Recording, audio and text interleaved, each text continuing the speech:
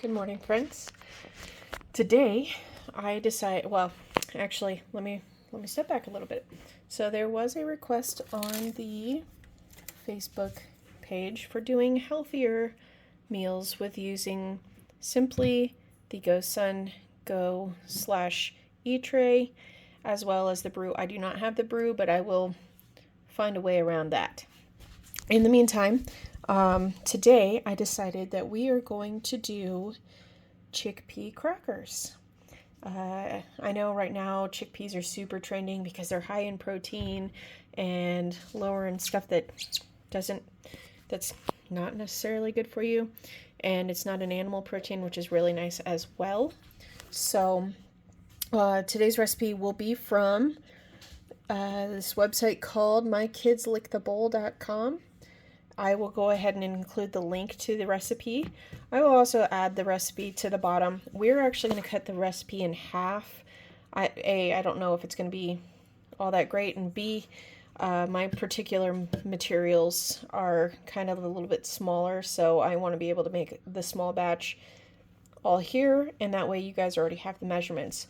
So the recipe right now calls for either a can or 14 ounces of chickpeas, and then a cup of oats. I'm going to go ahead and do a half a cup of oats and probably a full cup of these already done chickpeas. Or, well, I should say, they can either be pre-soaked or these are canned that are just rinsed off. Just because it was in my refrigerator, or not my refrigerator, my pantry. Then we have two cloves. The original recipe is 2 cloves of garlic, so I'm going to do 1 clove of garlic, and then half a tablespoon of, we're going to use half a tablespoon of lemon juice, but the actual recipe calls for 1 whole. Then some salt, and then they're saying a 1/4 cup of olive oil, so we'll need 1/8 of a cup of olive oil. So let me go ahead, and the first thing they want you to do is to get your chickpeas all ground up. So what I might do is, I'll do that first. Actually, no, I want to do the rolled oats first. So I'm going to do the oats first and get them into a flour. So it'll be an oat flour. And then we'll worry about the chickpeas, and I will show you step by step as we go. Here we are with the ground oat flour. So I'm going to go ahead and, I think I said I was going to do 1 cup garbanzo beans, so I'll go ahead, chickpeas or garbanzo beans, I'll go ahead and do that really quick. Just so you guys know, oh my goodness, okay, sorry about that, guys. So, as you can see, I do need to blend it up just a hair more to get it all incorporated, so I will go ahead and do that one more time. I might add one of the tablespoons of olive oil to it before we start adding the oat flour. All right, here we are. So there's the chickpeas, and I added 1 tablespoon. So there are some solid chunks. I'm going to try to mash those up. Doing this with the magic bullet was probably not the best idea, but it's what I have. So I added half a tablespoon of lemon juice and 1 tablespoon of olive oil. I will add the other tablespoon of olive oil in a minute. I am going to go ahead and throw the garlic clove into the magic bullet really quick. Get that mashed down. Actually, you know what I might do instead? I might run that through the garlic press, but I don't necessarily want to, so I'm going to play with that. I'll tell you what I do. So what I ended up doing is throwing the rest of the olive oil in with a little bit of the chickpea and the garlic, and it looks like it did get the garlic all nice and down. So I'll go ahead and start incorporating it and mixing it up so that we can get a nice dough, because all the ingredients at this point are together. So I'm going to use a fork, mash it all together to make a dough, and I will be right back. Alright, and this is currently how it looks. It is a little bit flaky, however, my dog is in here. I'm sorry, guys. Let me chase her out. Alright, back to where I was. So as you can see, you can mash it together. So this is kind of the consistency you want, but you know, if you're combing it through, it is a little bit flaky. So next step is rolling it out. I'm going to go ahead and do that and show you guys once it's done. Alright friends, so I did roll it out.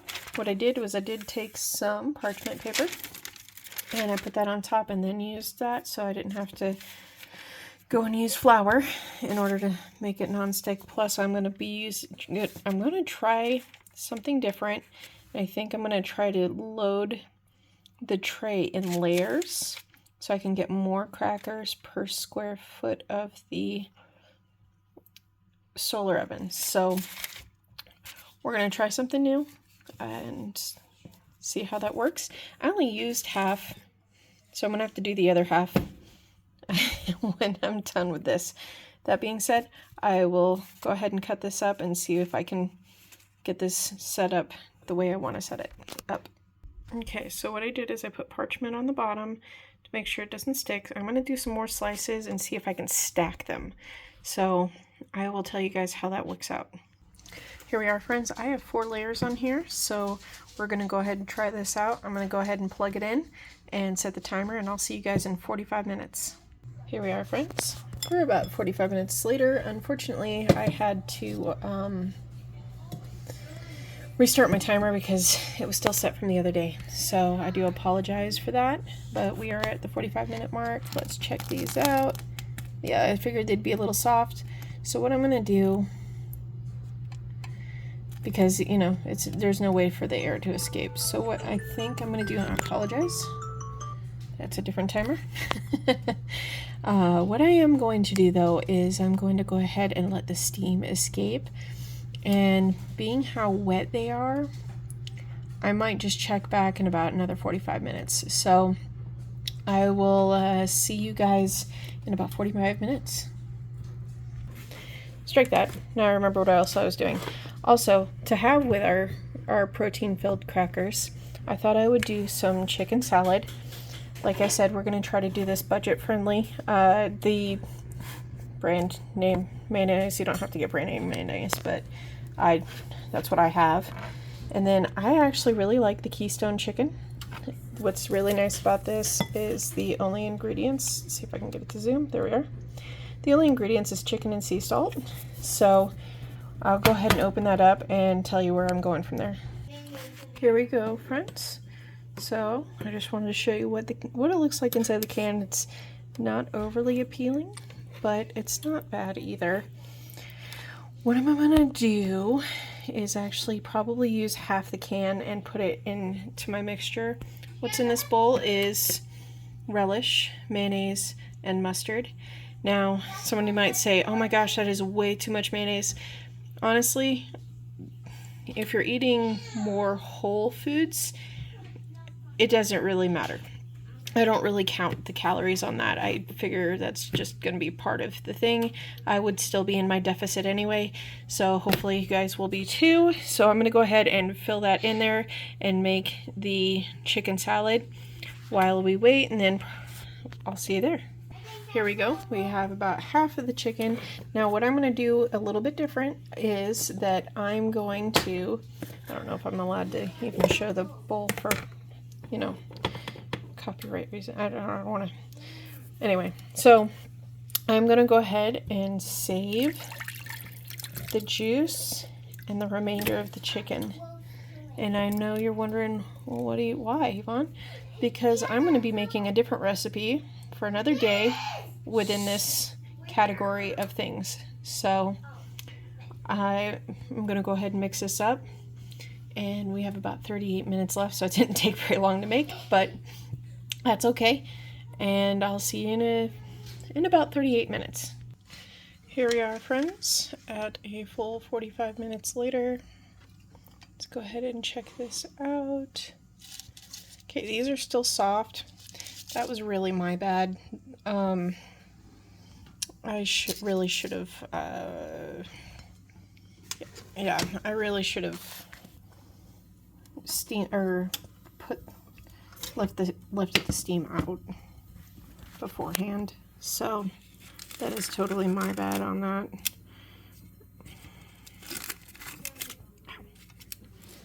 Okay. Let's see if the layers are any better. The layers aren't looking too bad. Let's see if we can get to the bottom layer.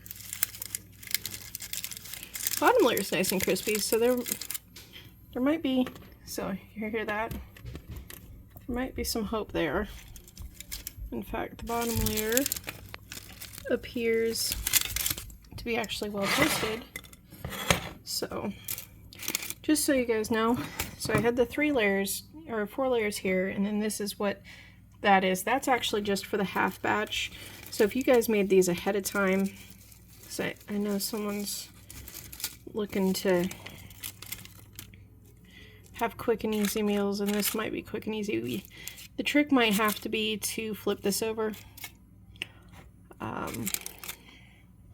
But I'll go ahead and plate the bottom row, and then I might just put this back in there and let the ambient heat just kind of toast the rest. I'm going to go ahead and put this in here damp, just in with the mushy sides up, just to let them cook for a bit. And then I'll probably let that, I know I had it open for a little while, but there's still heat coming off of it. But I am going to unplug it and let the residual heat kind of do its thing.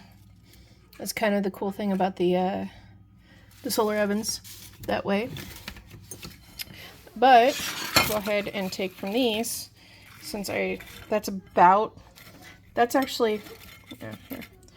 This is about enough for one meal for me, so this is like a handful, and then I'll show you the tuna. Here we are, friends. So this is what I would have. This is actually how I would actually have a lunch. These are nice and protein filled, and as well as it's not tuna, it is chicken salad with a couple of pickles, and that should actually be pretty filling. Pretty excited to have it. I did sample these.